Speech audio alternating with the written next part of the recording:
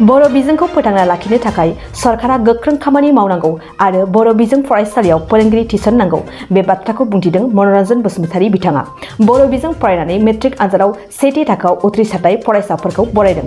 दिनै जनाय दख'रा दुलाराय बर' फरायसा आफादा देग्लायनि मेट्रिक आनजादाव सेथि थाखोआव उथ्रिसार जानो हानाय फरायसाफोरखौ UNB गोजौ फरायसालियाव बरायदों। बे हाबाफारियावनो बाहागो लाफैयो खौसेथि बर' सुबुं आफादनि आफादगिरि मनरन बसुमतारी आरो मिरु दुलाराय बर' फरायसा आफादनि सुबुं फोनांजाब नेहादारि बड'सा ब्रह्म बिथांमोनहा आरो जनाय दख'रानि सिङाव थानाय गासै माहारियारि आफादफोरनि गासै दैदेनगिरिफ्रा बे हाबाफारियाव बाहागो लायो।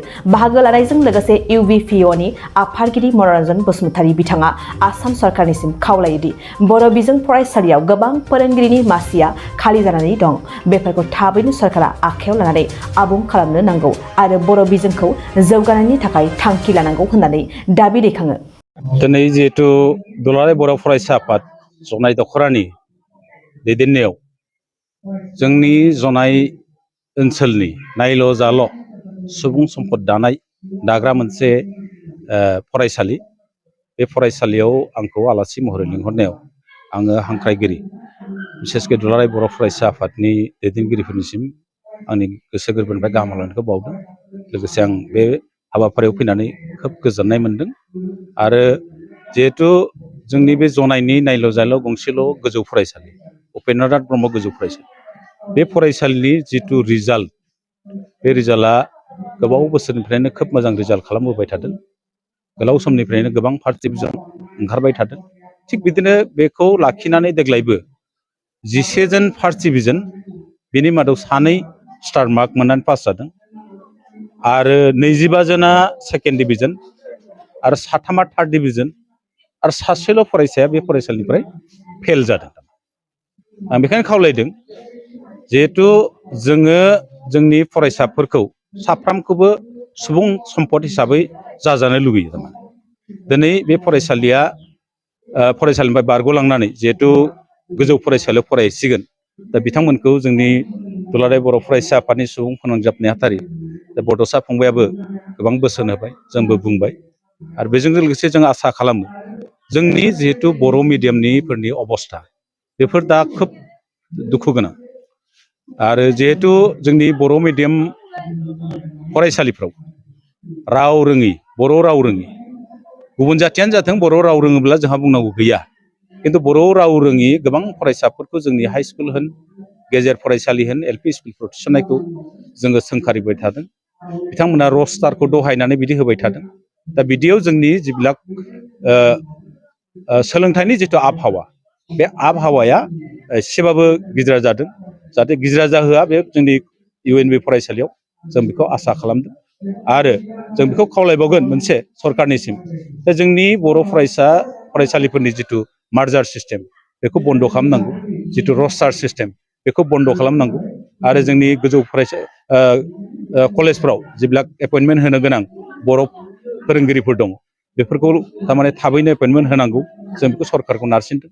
आरो जोङो दाख्लै बावैसो जिथु सुरजित नार्जारि जोंनि फार्स्ट मुंख्लं, बे मुंख्लं हाबाफारियाव जोंबो खौसेथि बर' दुलाराय बर' फरायसा आफादनि बानजायनायाव जों बर' थुनलाइ आफाद, खौसेथि बर' सुबुं आफाद जों जयै सावरायलायनानै मोनसे थिरांथा लादों जिहेतु बर' मिडियामनि जिखौ थाबैनो सुस्रांनांगौ आरो जिहेतु जोंनो मोनसे सेपारेट डाइरेक्टर होदों, बे नामावल' जादों, दिनै नामावल' जादों बे डाइरेक्टरा, खिन्थु बेखौ दिनैसिम फुल फ्लेजेड हिसाबै गभर्नमेन्टआ मावनो हायाखै। बे डिपार्टमेन्टनि आन्दाराव दिनै गंसेबो टेबोल गैया। बबे स्कुला बे डिपार्टमेन्टनि आन्दाराव थागोन, जोंनि सेपारेट डाइरेक्टरनि आन्दाराव थागोन, बेयाव जेबो दाबो थिग थाक खालामनो हायाखै गभर्नमेन्टआ, सरकारा दाबो थिग थाक खालामनो हायाखै आरो बे डिपार्टमेन्टनि मुङाव थोजासे थारमाने जिबिलाक स्टाफ नांगौ, थोजासे स्टाफ गैया। बे माबानि सेपारेट डाइरेक्टरनि उनाव गारि गंसे गैया। बेफोरखौ थारमाने थाबैनो मावफुंनानै जोंनि बर' मिडियामफोरनि जिफोर समस्याफोर दं बेखौ थाबै फोजोबनो थाखाय जों खौसेथि बर' सुबुं आफादनिफ्रायबो सरकारखौ नारसिनबाय थादों। सासे फरायसाया मा थांखिखौ लानानै बा मा आयदाखौ लानानै फरायबा साबसिन जायो आं बेखौ थोंजोङै बुंनो थाङा। थारमाने गथ' गथायखौ थारमाने प्रेसाराइज खालामोना, मा आयदायाव फरायनांगौ नामा, what do you want to be, but be it's best, नों मा जानो लुगैदों जा, खिन्थु बयनिफ्राय साबसिन जाबानो जाबाय। नों आर्ट्सआव फराय, आर्ट्सआव बयनिफ्राय साबसिन फराय, साइन्सआव फरायनो लुगैदों साइन्सआव नों साबसिन फरायबानो जाबाय नोङो गेलेनानै मोजां मोनो साबसिन गेलेना खोन्थाबानो जाबाय थारमाने दानि जुगा साबसिनखौसो बाख्नायो थारमाने साबसिनखौसो नाजावो गतिके साबसिन जिखुनु आयदायाव दा फरायथों जोंना खावलायनाया बेनो जे बयनिफ्राय साबसिनखौ फरायनांगौ थारमाने साबसिन मोजांसिन जिखुनु आयदायावनो मोजांसिन फरायनांगौ होननानै आं बेखौसो खावलायगोन दा हिनजावसा हौवासानि तुलनामुलक भाबै एसे रेसिय'खौ जोंबो नुबाय थादों जिखुनु कम्पिटिटिभ एग्जामफ्रावबो मेक्सिमाम हिनजावसाफ्रा एसे बांद्राय उथ्रिनायखौ नुदों बा जिखुनु रिजाल्टनि खेथ्रआवबो माबानायखौ नुदों खिन्थु नैबे माबाखौ नायबा रेसिय'खौ नायबा खोब बारा खम बारा नङा खिन्थु गेजेर गेजेर बिदि जायो खिन्थु जिहेथु सरकारानो मोनसे पदक्षेप लादों बेटि बासाव बेटि पढ़ाव हयथ' बे प्रभाबा गोलैदों खोमा नङा होमबा जोंबो खावलायदों थारमाने जोंनिया हिनजावसाफ्रा बांद्राय गोरों गोरा ओंखारबोनाया जोंनि समाज दानायाव साबसिन जागोन थारमाने आं मोनसे मोनदों थारमाने आरो रेसिय'आ एसे बारायबोदों आरो गतिके बेखौ नुयोबा हौवासाफ्रा मोनसे समाव आरो आवगायलायगोन बारायगोन बे उन सिगाङा जालायबाय थागोन बिराद गोजोननाय मोनदों दिनै आं 77% मोनदों मेट्रिक आनजादाव आंखौ थुलुंगा होदों सारमोना आंनि मुङा थरायना सनिया बसुमतारी आंनि गामिया हाथिजान फरायसालि मुङा UNB गोजौ मेम'रियेल हाइ स्कुल आंनि मुङा थरायना फुंबिलि बसुमतारी आंनि गामिनि मुङा हाथिजान आरो आङो उपेन्द्रनाथ ब्रह्म मेम'रियेल बड' हाइ स्कुलाव फरायो आरो आंनि पारसेन्टआ 75% मार्कआ 450 लेटार मोननै लेटारनि मार्कआ बड'आव 97 मेथ्सआव 80 ग्रोब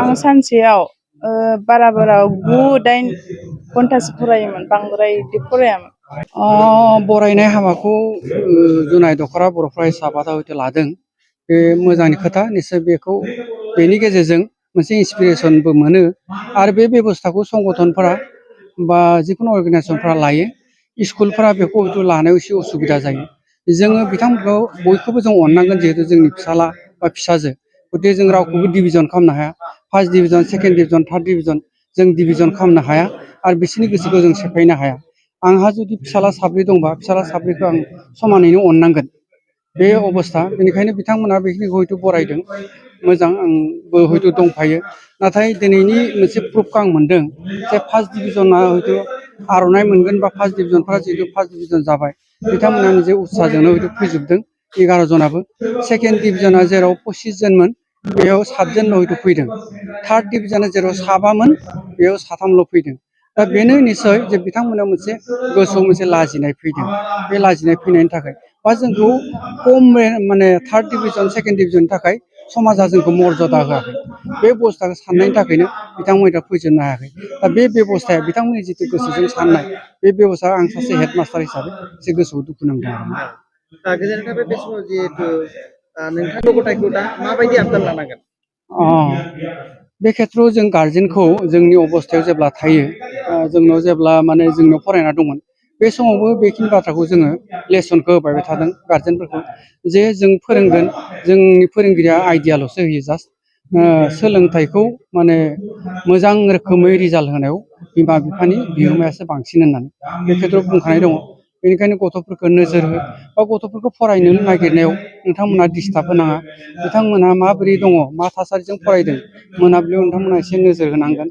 आरो माबायदि लोगोआ थांफै जायो बेफोरखौ नोंथांमोना नोजोर होनांगोन गार्जेन हिसाबै होननानै बेखौ जों बुंनाय जायो आरो जेब्ला जोङो बिदाय मेल लायो क्लास 10 माने परिखा जेब्ला जागोन बिथांमोनखौ बे समाव जों माने जथेस्थ' माने लेसन होनाय जायो गार्जेनफोरखौ लिंहरनानै जे नोंसोरथ' दा हयथ' मेट्रिकखौ होगोन गाबोन नोंसोर कलेजाव मोनहैसिगोन कलेजाव मोननाय लोगो नोंस्रा मेट्रिक पास जानायानो नोंसोरनि जोबथा जिबन नङा बा सोलोंथाइयाव बेयाव जोबथाया नोंस्रा मोनसे माइल खुन्थाल'सो हयथ' मोनजेनदों गोबां माइल खुन्था नोंसोरो हयथ' मोनहैनांगोन नोंसोरनि नाजानायजों दा बे खेथ्रआव नोंसोरो मोजां सिन्था धाराजों सोलोंथाइखौ आवगायलांनो नाजानांगोन नोंसोरो मोजां थासारिजों मोजां लोगोफोरजों नोंसोर नाजानांगोन गाज्रि लोगोखौ गारनांगोन मोजां लोगोखौ बरायना लानांगोन गिदिरखौ मान होनो रोंनांगोन उन्दैखौ अननो रोंनांगोन बे बेबस्थाजों नोंसोर आवगायलांनांगोन आरो सोलोंथाइखौ जों माबोरै आवगायनो हायो सोलोंथाइखौ दिनै जनाय दख'रा दुलाराय बर' फरायसा आफादा मोनसेल' जोंनाव नायलाव जलाव मोनसेल' हाइ स्कुल दं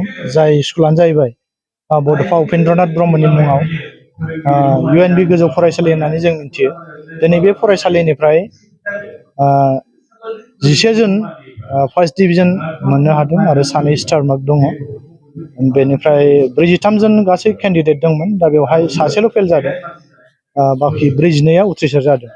दा बे गासैखौ लानानै दिनै बे फरायसालियावनो दखरा आफादा बरायनाय हाबाफारि मोनसे लादों। दा बेवहाय हाबाफारियाव आंखौ आलासि महरै लेंहरदों। बेयाव लेंहरनायाव आं गोजोननाय फोरमायदों बिथांमोननिसिम। जा हाबाफारि लादों बे हाबाफारिया खोब मोजाङैनो जानानै दं आरो सोलिगासिनो दं हाबाफारिया मोजाङै मोजां। दा बेवहाय फरायसा फरायसुलिफोरा फिउचाराव माबायदि जानांगौ एबा जोङो फरायनायनिजों लोगोसे जोंनि जिउखौ दानायनि मा बेबस्था दं, आं बेफोरखौ एसे फरायसा फरायसुलिफोरजों सावरायदों। जों फरायनायखौल' लाङालासिनो जों गेलेनाय, मोसानाय, मेथाइ खननाय, जेरै दा जोंना सोलिगासिनो दं नबजित नार्जारि, दा बिथांमोन बायदि जोङो मोसानायाव जुदि पारफेक्ट जों बयबो साफ्रोमबो स्टुडेन्टआ जुदि जोङो लांनो हायोब्ला, बा जों मेथाइ खननायाव जुदि पारफेक्ट जायोब्ला, बा सोरबा गेलेनायाव जुदि जों मोजां जायोब्ला, जों हलिचरन नार्जारिमोन बायदि जुदि फुटबल गेलेग्रा मोजां जायोब्ला, निस्सय जोंनि जाथियाबो लासैनो दावगालांगोन एबा जौगालांनो हागोन। आं बेखौ फरायसा फरायसुलिफोरनो खावलायदों। आरो लोगोसे जोङो जाथिखौ जौगानोब्ला एबा जाथिखौ दावगाहोनोब्ला जोङो जेरै जोंनि बड'फा उपेन्द्रनाथ ब्रह्मआ मोनसे सिमां नुनाय बर' हारिखौ मुलुगाव गेरेमसा महर होनो नागिरनाय, दा बैफोरखौ जों जाफुंहोनांगौब्ला जों फारफ्रोमनिफ्राय बेफारनिफ्राय लानानै गेलेनायनिफ्राय लानानै मेथाइ खननाय गासैबो बिथिंनिफ्राय जों जौगासार जानांगोन। गासैबो बिथिंखौ नोजोर बोनानै दिनै फरायसा फरायसुलि आरो गारजेन फोरोंगिरि सारमोन दं, बिथांमोनजोंबो आं माखासे खोथाखौ सावरायनाय जाहैदों। दा बेवहाय दिनैनि थारिखआव एबा 14 जुन, दा बे 14 जुनाव दुलाराय बर' फरायसा आफादा दिनै चिरां जिल्लानि बेंटलाव कमल कुमार ब्रह्म देरहासार बान्था बर' मिडियामजों फरायनानै जाय बिथांमोनहा हाइस्ट नाम्बार मोनदों, दा बिथांमोनखौ टप 10 बासिनानै जोङो बरायनाय हाबाफारि लागासिनो दं। दिनै बे हाबाफारियाबो चिरां जिल्लानि बेंटल आनसलिकआव सोलिगासिनो दङ। दा बेबायदिनो जोंबो जनाय दखरायाबो बेबायदि हाबाफारि लादों। हाबाफारियाव दिनै बाहागो लानो मोननानै आंबो गोजोननाय मोनदों। आरो जाय दिनै चिरां जिल्लानि बेंटलाव कमल कुमार ब्रह्म देरहासार बान्था बर' मिडियामजों फरायनानै जाय बिथांमोनहा हाइस्ट नाम्बार मोनदों, दा बिथांमोनखौ टप 10 बासिनानै जोङो बरायनाय हाबाफारि लागासिनो दं। दिनै बे हाबाफारियाबो चिरां जिल्लानि बेंटल आनसलिकआव सोलिगासिनो दङ। दा बेबायदिनो जोंबो जनाय दखरायाबो बेबायदि हाबाफारि लादों। हाबाफारियाव दिनै बाहागो लानो मोननानै आंबो गोजोननाय मोनदों। आरो जाय दिनै बर'नि मिडियाम फरायनानै जाय बिथांमोना बर'नि गेजेराव टप 10 जायगा लानो हादों, बिथांमोनसिम साबायखर बावदों। आरो इयुनाव बिथांमोनहा सासे सासे बर'नि सुबुं सम्पद जानो हाथों आरो साफा साफा हाथरखि अलंबार जानो हाथों आरो बर' जाथिखौ सिबिलांनो हाथों। आं बिथांमोननिसिम आफा अबं गसाइनि खाथियाव आर'ज गाबबाय, जाहाथे बिथांमोननि लानाय थांखि एबा फिउचारा गोजों जाथों, आं बेखौ हास्थायबाय। बे समाव जिहेतु जोङो जोंनि बर'आसो बर' बिजोंखौ माखासे बेनो खोब गोजोनथाव। दिनै जोङो बर' रावखौ लानानै गोग्गानाय दं। जिहेथु जों गुबुन जाथियाबो जुदि गुबुन हारियाबो जुदि जोंनि बर' रावखौ फरायनानै फार्स्ट डिभिजन जानो हायो एबा मोजां गोजौ थाखोआव जुदि उथ्रिसार जानो हायोब्ला, जोङो बर'खौ नेवसिनांगौनि खुनु खोथा गैया। जों बर' फरायनानैनो जोङो मोजां मोजां साख्रियावबो लानो हागोन। दिनै बर' फरायनानैनो जोङो IAS, UPSC, APSC आनजादफोर लिरनो हानाय सुबिदा दं। जोंनियाव माखासे सुबुंफ्रा बिदिनो माखासे मा होनो बेखौ गोथे फोथायनाय दं। माने जोङो बर' फरायब्लालायनो माने मोजां मोजां साख्रिखौ लानो हानाय जाया, इंराजि मिडियाम फरायबासो मोजां साख्रि लानो हायो, आसामिस मिडियाम फरायबासो मोजां साख्रि लानो हायो, बेफोरबायदि जोंनियाव माखासे साननाय हनाय दं। आरो बेबायदिनो जोंनाव माखासे जाय बिथांमोना गोरों गोरा बिथांमोन दं, इन्टेलेक्सुयेलफोर, आं बिथांमोनखौ बुंगोन, माने जाय बिथांमोना गावनि गथ' गथायफोरखौ दिनै बर' बिजोङाव फोरोङाखै, दा बिथांमोनखौबो आं बे समाव खावलायनो लुबैगोन। जिहेथु जों बर' बिजोंखौ जुदि फोथांनानै लाखिनांगौब्ला जों खुगायावल' माने लेक्सार होबाय थानानै जेबो लाब जानाय नङा। नोंथांनि जुदि गथ' गथायखौबो जुदि बर' बिजोङाव फोरोंनानै जुदि जोङो बर' बिजोंखौ फोथांनानै लाखिनांगोन। दा बे समाव आं गासैबो बिथांमोनखौ खावलायदों, इन्टेलेक्सुयेल बिथांमोनखौ, जाय बिथांमोनहा बर' बिजोङाव फोरोङाखै, बिथांमोनहा बर' बिजोङाव फोरोंनांगौ। आरो दिनै इंराजि मिडियामाव फोरोंगासिनो दंब्लाबो लाबोनानै बर' बिजोंखौ फोरोंनांगौ, बेखौ खावलायबाय। नङाब्ला माने जोंनि बर' बिजोङाव गुबुन जाथिया फरायनानै माने मोजां जुदि उथ्रिसार जानो हायोब्ला, जुदि जोंनि बर' गथ'फ्रा मानो हाया? हायैनि खुनु खारन गैया, हागोन। दा बेनिखायनो आं बेखौ खावलायदों जोंनि गुबुन गुबुन माहारि आफादफ्राव थानाय आरो गुबुन गुबुन साख्रि आवला मावनानै थानाय बिथांमोनहा जाहाथे इंराजि मिडियामखौल' नोजोर बोआलासिनो जोंनि बर' मिडियामखौ जौगाहोनांगौ फोथांनांगौनि सार्थ'आव जाथिखौ जौगाहोनांगौनि सार्थ'आव बर' मिडियामाव गावनि गथ' गथायफोरखौ फोरोंनो थाखाय आं खावलायनाय थाबाय। नोंथाङा सरखारि साख्रि नागिरदोंना? नोंथांनि थाखाय मोनसे गोजोनथाव खौरां। नोंथांनि थाखाय दं एडुकेट पइन्ट, जेराव नोंथाङा सोलोंथाइ लानायनि गेजेरजों सरखारि साख्रिनि गुबुन गुबुन रोखोमनि गोब्राब आनजादफोरखौ उथ्रिसारनो हागोन आरो गावनि आथिङाव गसंथानो हागोन। बे एडुकेट पइन्टआव नोंथांमोना SSC, bank PO, bank clerk, bank SO, UPSC, FSC, defence, railway, state insurance, AAO, ADO एसिस्टेन्टजों लोगोसे स्टेट लेभेल जब आरो माखासे सरखारि साख्रिनि आनजादाव गोनांथि जानाय आयदाफोराव सोलोंथाइ लानो हागोन। मख'नो गोनांदि बे सोलोंसालियाव साख्रिनिल' नङा, बेयाव MBA आरो सैनिक स्कुल बायदियाव एडमिशननि थाखाय एन्ट्रेन्स होनो थाखायबो सोलोंथाइ लानो हागोन। बे सोलोंसालियाव गाहाम थाखो खथानि सुबिदा दं आरो सम मथे नोंथांनि सोलोंथाइखौ बे सोलोंसालियाव होनाय जागोन।